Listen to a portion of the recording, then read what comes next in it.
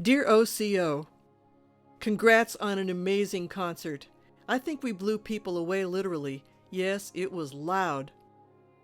Hats off to Shannon for his first outing conducting OCO, and to Topher for fine concert mastering. And to all the new players who have signed on so far this year, it's great to have you. Thank you, and see you Wednesday. Marty.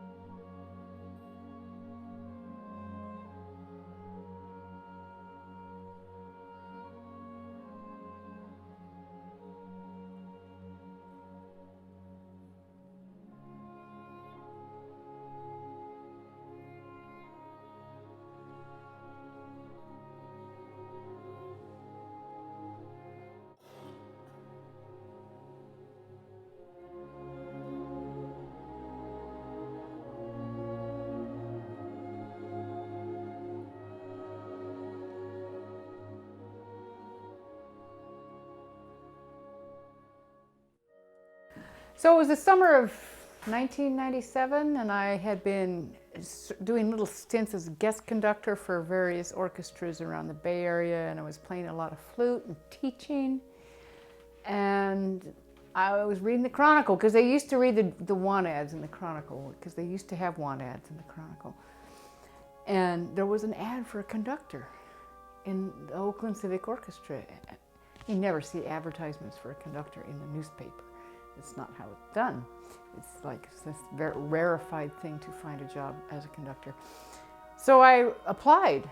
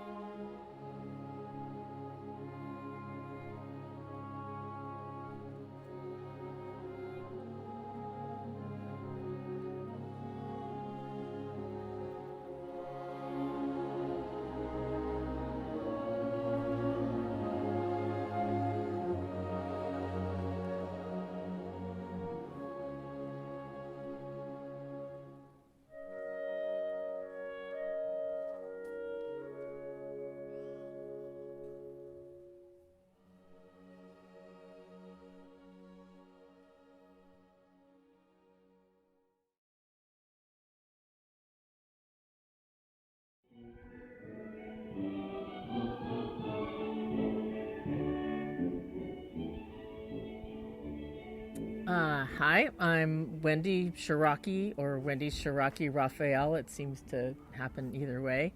I play the oboe and the English horn. And I'm Roger Raphael. I play the oboe, and maybe I'll play the English horn sometime. Maybe. I guess of the two of us, I was the first. Yeah, I brought props now that you took my papers away. Because Wendy, yes, okay, now we're going to show that. This is from the first concert that the OCO played. Actually, looks like OPR here, back in the days of Ric, and it says May 31st, 1992. Right. I actually have this because I went and listened because he was playing in it, and it was they were rehearsing in the Robert Heights rec building there, and we were just living about a block away. We noticed in the catalog that they were putting together an orchestra, and I said, "Oh, you should go play in it." You told me about that. Yeah. And so he went. And I came to the concert, so that's why we have this one. The concert after this one, I started playing also. So you were pregnant. Was I? Yeah. At that time? Yeah. Okay. Well, I know that at some point we played Peter and the Wolf, and I. Now, let us begin our story. Early one morning, Peter opened the gate and went out into the big green meadow.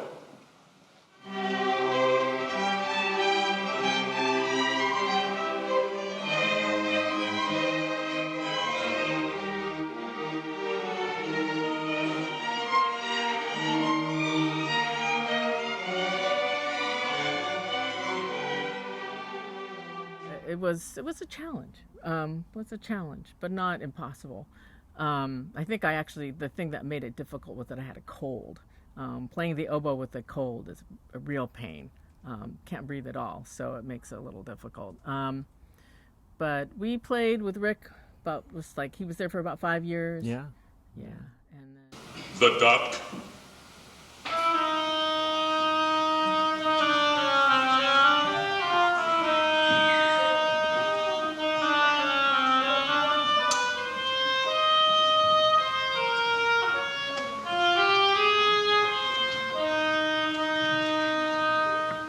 By the oboe. And the cat?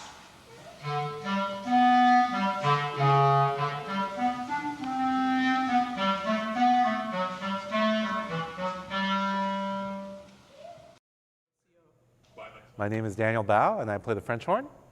In the early 90s, I moved to Alameda, and I was looking for groups to play with, but I wanted to find an orchestra, and I couldn't find one for, I think, a year or two, but I must have read it in the paper somewhere that there was a performance or that they were looking for players. So in those days, probably a little bit pre-internet, I probably called, showed up, and I think they only had 2 horns at the time. So I'd sort of been looking, basically, for an orchestra to play with. And I found OCO. Yeah. Must have joined sometime in 93, I think, perhaps 94. Good 23, 24 years. Wednesday nights, I schedule vacations and everything around Wednesday nights and concerts. So for me, it is a very important part of my life. Well, it was a smaller group when I joined, although eventually we got to 4 horns. Obviously, my perspective is very horn-centered. And we were looking for players, so I remember asking my friends. Luckily, Margaret, who plays violin with us, had moved to Oakland, and I'd gone to school with her. So I said, you should come play with us. She goes, oh, okay. So she joined, and it sort of grew slowly. At the beginning, of course, we played in Redwood, which is nice and pretty, but for classical music, it's not great acoustics. It's very live. It's like playing in a school cafeteria. The transition, I wasn't as involved as like Wendy and Roger. I think I was obviously a little bit newer, and I didn't know Ric that well. I played with him for a few years. So when he announced a change, it was like, new conductor. And I remember meeting some of the new ones, or the prospective ones. I was trying to remember. I only really remember 2, though. I remember Marty, and I remember a younger guy who played, I think he was an assistant with Berkeley Youth Symphony, something like that. But Marty had, I think, a good connection with us, and she obviously, we were a community orchestra, we still are, but the level of playing in those days was perhaps a little bit lower, so we needed a little more hand-holding, and she could get us to play together and listen to each other, and I remember, she would hum or sing some parts, and she seemed to have patience, which is very important. And she knew, for me, what was great, I don't know if it's her experience with the high school students, but to me, it always felt like she was always pushing us to be better, but she somehow could push enough to make us better, but not too much, where we went too far or where we couldn't get to. So she always had, it's always like she had realistic goals. They're always to get better, to play more challenging pieces, to play more in tune, to listen to each other more, to play, as close to what she wanted or what the conductor or what the original composers wanted. And that's, involved about choosing music and trying to figure out how much to practice on it and what's possible. So to me, that's what really, made her a great fit with us.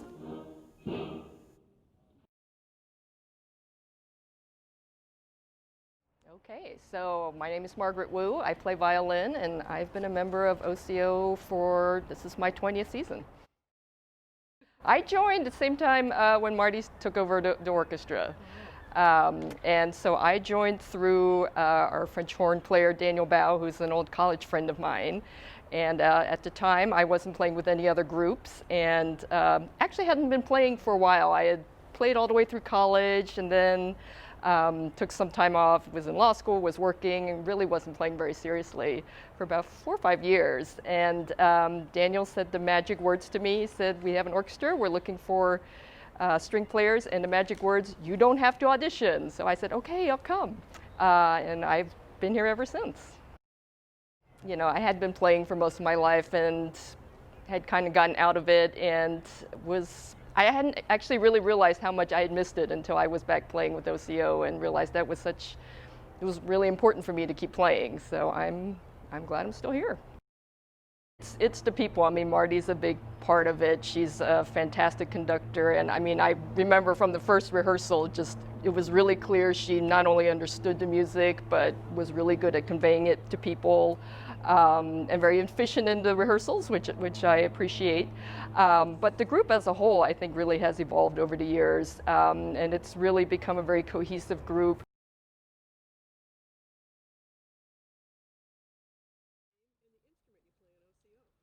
So I'm Sister Laurel O'Neill. I play violin in OCO. I've played violin since about the 4th grade. So when Laura asked me later on, "Would you like to play with an orchestra?" I thought, yeah, terrific. She said, "Well, you know, how about we spend this year getting you ready for an audition?"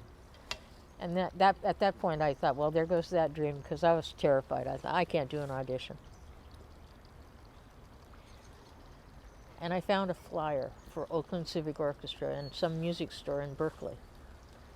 And it said, "No auditions needed." I thought, man, now that orchestra's for me, you know. So this was about 1993. I got myself to BART, got on a bus, traveled out to where Oakland Civic Orchestra was rehearsing then, and that's kind of the long, short version of how I got to be in OCO. So I started playing when Ric Zappa was the conductor. I continued playing. I remember, you know, we auditioned Marty for the orchestra. There were about 7 people auditioning, and we were all pretty sad that Rick was leaving. I mean, we thought that would be the end of things. But he had it really well planned, and so we had these 7 people come in, and some of them were okay, some of them were like, this was going to be a load of fun for them. One guy came in his white turtleneck and his black jacket and all of that, and you know, he looked like he thought he'd walked in off of Carnegie Hall or off the stage at Davies or something, you know. And at that time, we were playing a Haydn symphony. It was the Haydn symphony that was Marty's audition piece.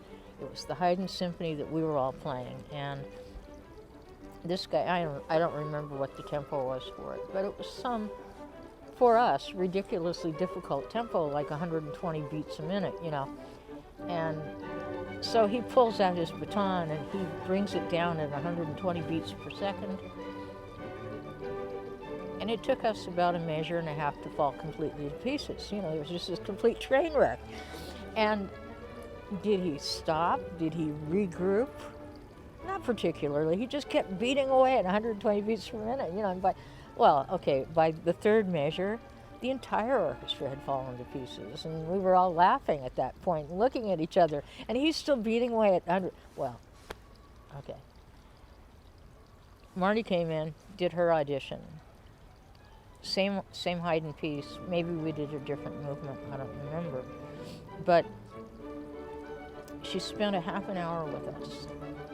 And from the time we began to the end of that half hour, we had improved so much as an orchestra. We were looking at each other, not laughing this time, but we were looking at each other saying, "Man, did you know we could do that? Did you know that that was possible?" And for me, it kind of recaptured that initial experience of grade school when, did you have any idea that playing an orchestra could be like this? You know, just such an overwhelming experience of awe and adventure and excitement and all of that. So Marty did her audition, she left. We got together. A number of us thought, how could we not? How could we not vote for Marty? And a number of people in the orchestra said, now wait a minute, you know, Wednesday nights are supposed to be fun. Wednesday nights are supposed to be like, get away from the kids, get away from work, get away from whatever. Why in the world do we want to be working hard at this? And the rest of us said things like, what kind of fun can it be to create bad music, you know? Well, so I've stayed with Oakland Civic Orchestra not only because I enjoy playing, but because for me the orchestra has been that kind of experience. We always play music. Every time I hear what we're going to play, it's like, we can't play that. Are you nuts? We're all amateurs. Some of us have never had lessons. We can't do that. And yet, invariably, we do it. We always, you know, when I was in grade school, it was a kind of transcendent experience. And it has continued being that right along. So, and Marty has made it that. You know, Marty has helped it be that. And the people who have committed to it and continue to come back are committed, I think, for those reasons. Not only those reasons, of course. We all have fun, and we enjoy each other.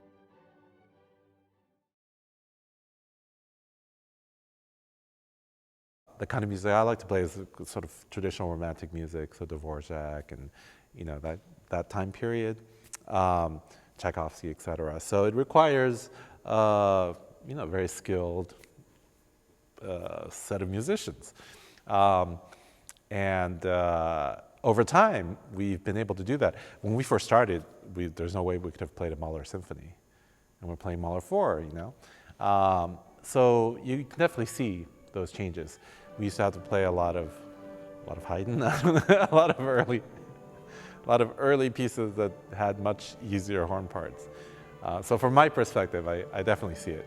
And just having, you know, more players and a wider variety, you can play sort of bigger, more challenging pieces. And then when I came to the Bay Area, over time, I discovered OCO, and here you have a group of people, kind of a ragtag bunch, playing music that was a little like what we'd heard in the records, you know, William Tell Overture and that kind of stuff. Actually playing it maybe a little. It sounded a lot like what we'd heard on the record. Not quite, but you know. And then from there, we grew from a group that had maybe 6 violins total, or maybe 10 violins total sometimes if we were really lucky. None of whom could play really well, to a group that began having better players join, which meant that the players in the orchestra got better themselves. Some took lessons because they realized they didn't have to stop growing at this, and that maybe this could be an orchestra. It really could. And Marty continued, I think, to quietly but insistently to make sure that we did grow and that we did dream.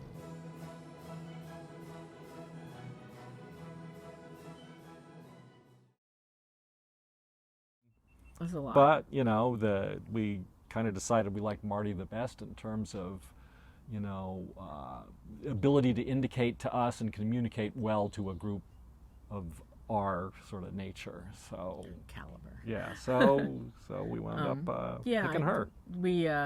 I remember that she made us listen to each other and made us sound better, and I think that was really important, because I know that every time we would show up at rehearsal, we would wonder if people were tuning up or were they playing, and sometimes we would get there late and find out that, oh my goodness, they were playing. Right, we used to have this little game we'd play. You couldn't tell from outside you had to see that there was somebody waving the stick around, to know that it was not just warm-up time, So we've improved since then. Yeah. We're going to open with Scott Joplin. Thank you for being here.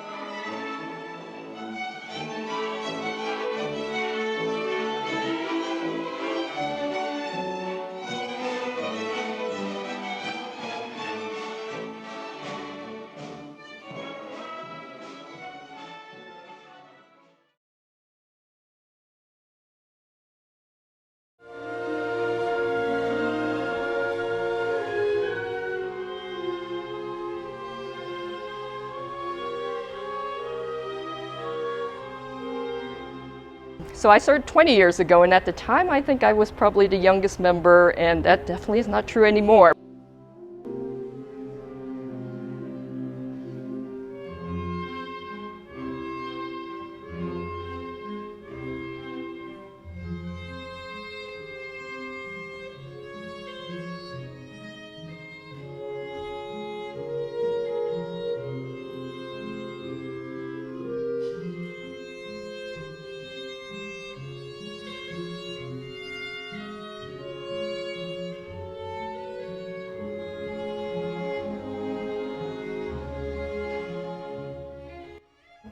It's the people. I mean, Marty's a big part of it. She's a fantastic conductor, and I mean, I remember from the first rehearsal, it was really clear she not only understood the music, but was really good at conveying it to people, and very efficient in the rehearsals, which I appreciate.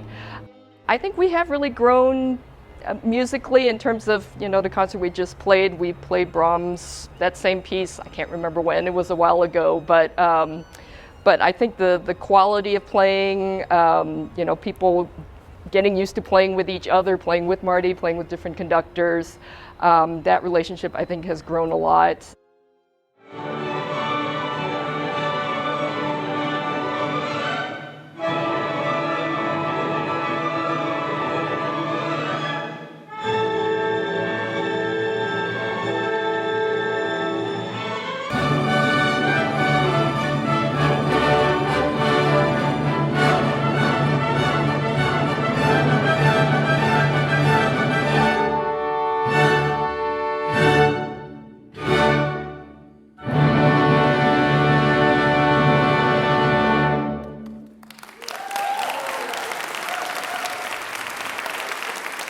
But the group as a whole, I think, really has evolved over the years, and it's really become a very cohesive group. People are really committed to this orchestra, to playing great music, playing modern music, playing the classics, and really supporting each other of, different people in the orchestra taking solo roles or different roles. And it's just a really neat group of people, and I think it's pretty unique to find that right combination of people who not only play well together, but really do like each other and really have fun together. So I think it's a really special group.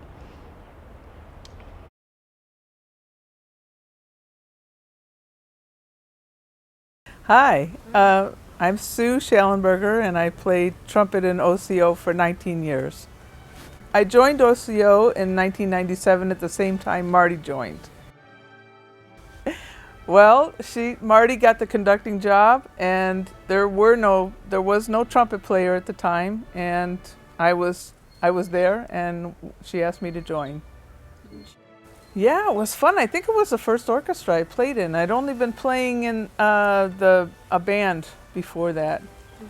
Marty was a choral conductor at that time. She had a lot of gigs. I met her from playing in church, actually. I played with her for Easter. Well, at first it seemed like a pretty small group. It was pretty much a ragtag collection. The winds were fairly complete. The woodwinds were fairly complete. It seemed like there were 2 clarinets, 2 flutes, 2 oboes. I don't know if there were 2 bassoons, but the brass section was incomplete and the string section was very incomplete. And I don't even think we had a percussionist at the time either. So it was pretty much something that Marty had to do a lot of recruiting right away. I think it took a little while to get off the ground, to go from the original group, because people who were there were pretty attached, I think, to Ric Zappa. I never knew him, and I never, you know, I wasn't in the group when he was there, but that original core group of people that had played with him, I think, were kind of sort of attached to Ric. I think they were a little bit sad to lose him. So I think there was a little bit of a rough transition, I think, at the beginning, going for some of those people, and then some of those people didn't stay around, and some of them are still there. I think it might have been a little rough in the beginning because there were so many things to iron out. I don't really remember what the organizational setup was of the orchestra, but I do remember that Marty pretty much had to. It seemed like she pretty much had to reset everything from the beginning. That's what I remember. It's what it felt like. It was a diverse group of instrumentalists. It was not. There were a lot of missing instruments in terms of calling it an orchestra. It's really more of an ensemble. It really was it was kind of it was maybe a starter set for an orchestra.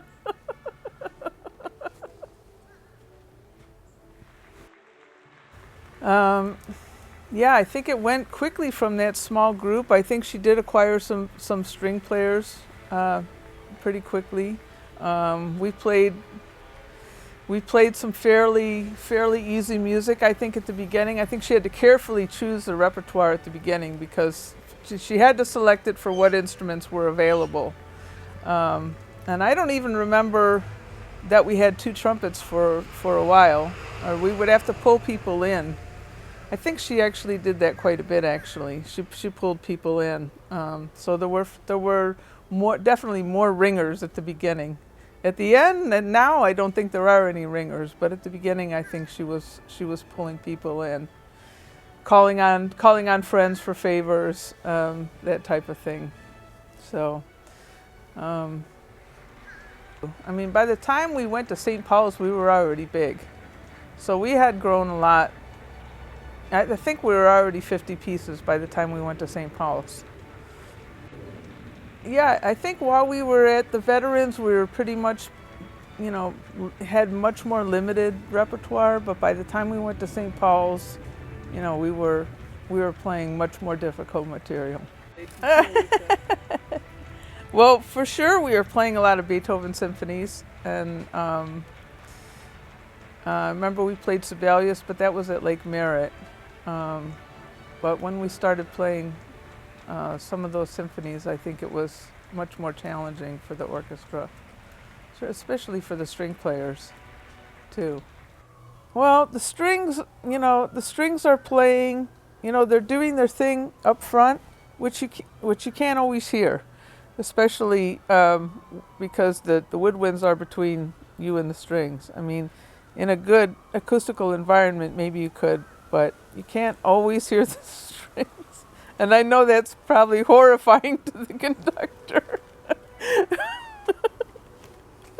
But when it's full orchestra, a lot of times what the brass is hearing is the brass and the woodwinds, and the strings is this little kind of distant echo.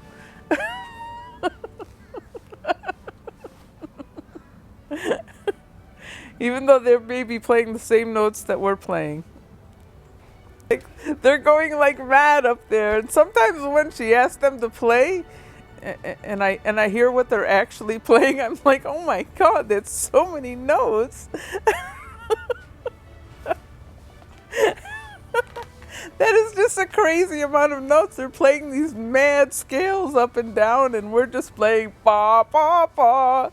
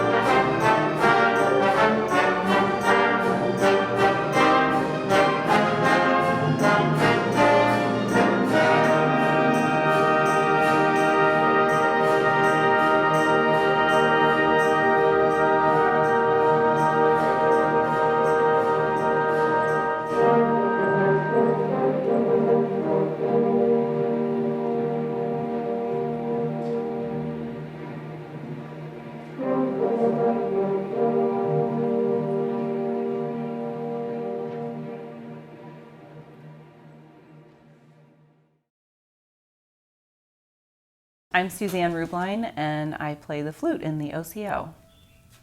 My first concert with OCO was the spring of 1998. It was Marty's first year, but not her first concert. I knew her, we had the same flute teacher, and that was how I met Marty. And I remember her saying to me, oh, I'm maybe gonna get this job with Oakland Civic, and you live in Oakland, and that would be so great. And she said, if I get this job, I'll let you know, and maybe I can make a space for you. And she called and said, okay, I want you to come play this next concert. And so that's how I started. So I've been there for a pretty long time now. So this was a great opportunity to have a regular place to play, but I'd never had a conductor who was also a flute player, and that was really exciting to me because you know, she always is careful about picking repertoire for, you know, where everybody gets a little something to do, and it was nice to, you know, to have a conductor who's picking out music that, you know, the flutes will like. Yeah. Really the opportunity to play great repertoire. You know, we're doing new music.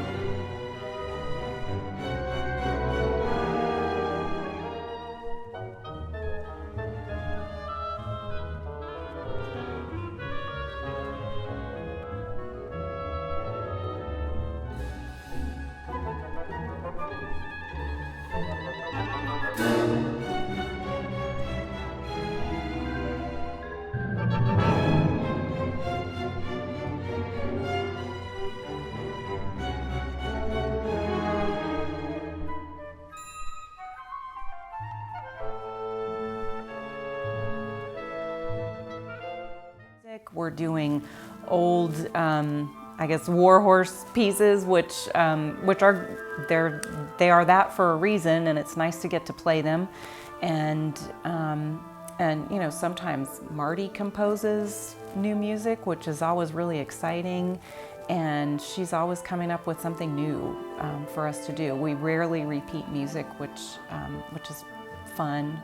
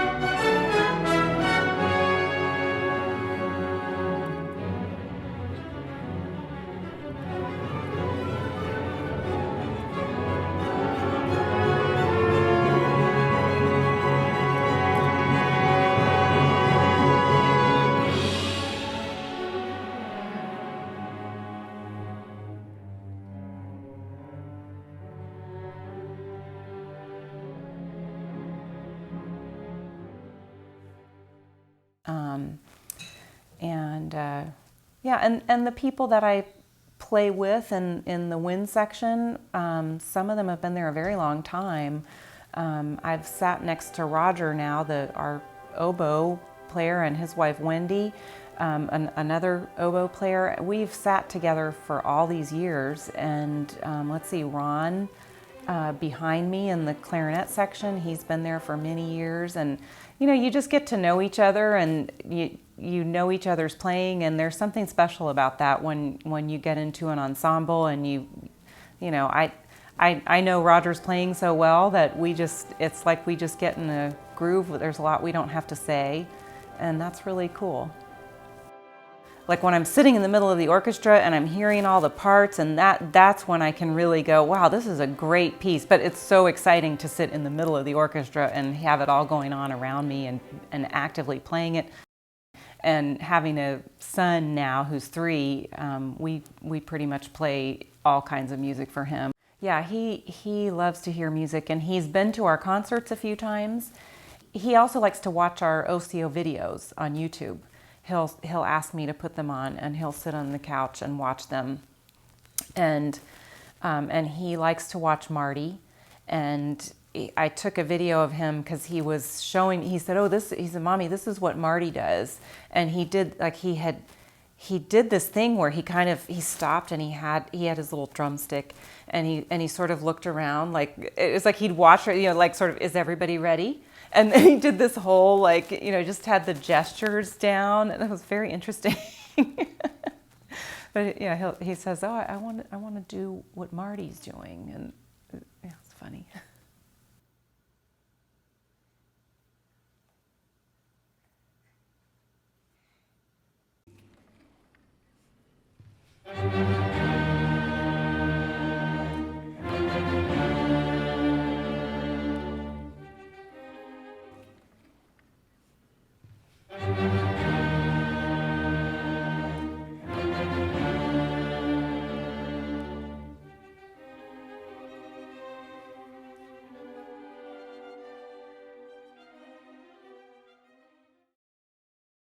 My name's Tim Erickson, and I play cello in the Oakland Civic Orchestra.